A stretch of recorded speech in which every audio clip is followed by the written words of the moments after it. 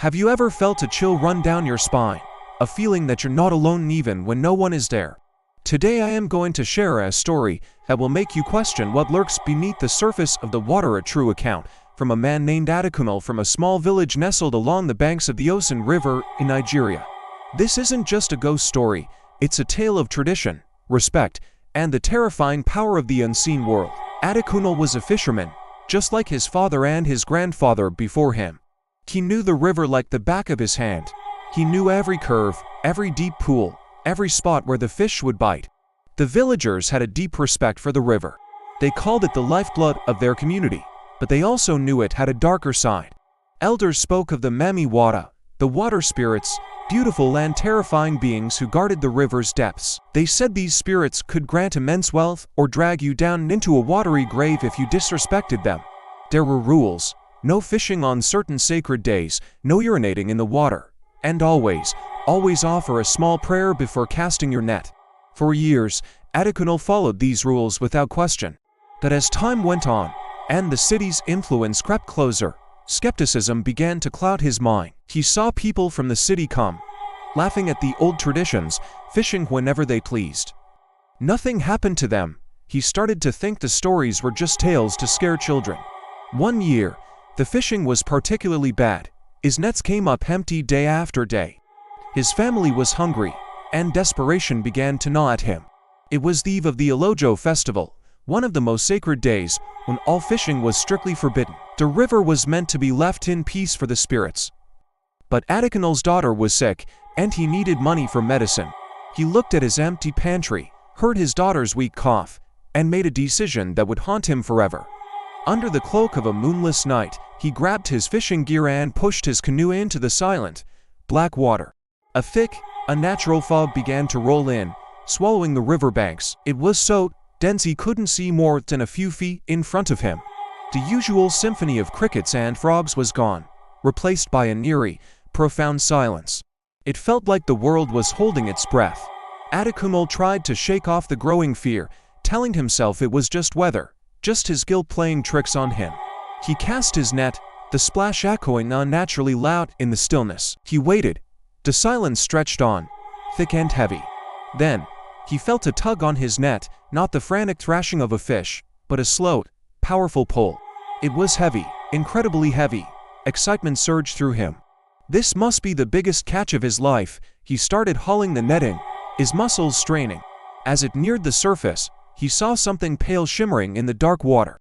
It wasn't a fish, it was a woman, or at least, it looked like one. Her skin was luminous, almost glowing, and her hair was long and black, like seaweed floating around her face. Her eyes, he would later say, were the most terrifying part. They were completely black, like two dark pools, and they stared right into his soul. She wasn't struggling. She was just watching him, an expression of ancient, cold anger on her beautiful face. Panic seized Adekunle. This was it, a Mami Wada. The stories were real. His hands trembled, and he let go of the net. The figure slowly sank back into the depths, but the eyes stayed locked on him until the last moment. Just as she disappeared, a soft, melodic humming began to rise from the water. It was a beautiful sound, but it was filled with such sadness and menace that it made every hair on his body stand on end. The humming seemed to come from everywhere at once, vibrating through the wood of his canoe, through his very bones. He grabbed his paddle, his only thought to get back to shore, but the canoe wouldn't move. It was as if an invisible hand was holding it fast in the middle of the river. He paddled frantically, his heart hammering against his ribs, but he made no progress. The humming grew louder, and now he could hear whispers carried on the fog, whispering his name. Adekunle, Adekunle. Then, the water around his canoe began to bubble and churn. Hands, pale and ghostly, began to rise from the river, dozens of them. They grabbed the sides of his canoe, their touch icy cold. The boat started to rock violently. He screamed, a raw, primal sound of pure terror that was swallowed by the fog. He saw more faces in the water now, men, women, their eyes all black and empty, their mouths open in silent screams. These were the others, he realized, the ones who had disrespected the river and been taken. He thought of his daughter, his wife. He was going to die here. He was going to be one of them. In his desperation, He remembered the old ways, the prayers his grandfather had taught him. He dropped his paddle and squeezed his eyes shut. He began to chant the prayer of the river, begging the spirits for forgiveness. He apologized for his arrogance, for his disrespect, for breaking the sacred law. He promised he would never do it again. He prayed with every fiber of his being, his voice cracking with fear and sincerity. As he prayed, the rocking began to lessen. The icy grip of the hands loosened. The humming faded, and the whispers died away. Slowly, the unnatural fog began to lift. He opened his eyes. The river was calm again. The moon peeked through the clouds, casting a silver path on the water. He was alone. Without a second thought, he paddled back to the village faster than he ever had in his life. He beached his canoe and ran, not stopping until he burst through the door of his hut, collapsing into his wife's arms, sobbing.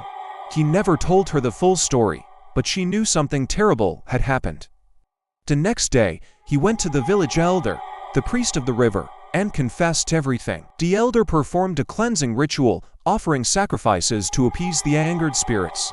Adekunle never fished on a sacred day again. He never doubted the old stories.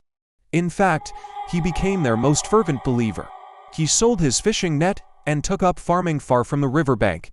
Sometimes, on quiet nights, he would claim he could still hear that haunting, melodic humming carried on the wind from the water. It was a constant reminder of his terrifying encounter, a reminder that there are ancient powers in this world that we don't understand, and that some lines should never, ever be crossed. His story became a new legend in the village, a chilling lesson passed down to the next generation about the price of disrespect. So, the next time you stand by a deep, dark body of water, remember Adekunle's story. Remember the spirits that might be watching from below. Thanks for listening, and if you have your own unexplainable story, share it in the comments. Don't forget to like and subscribe for more tales from the shadows. Stay safe out there.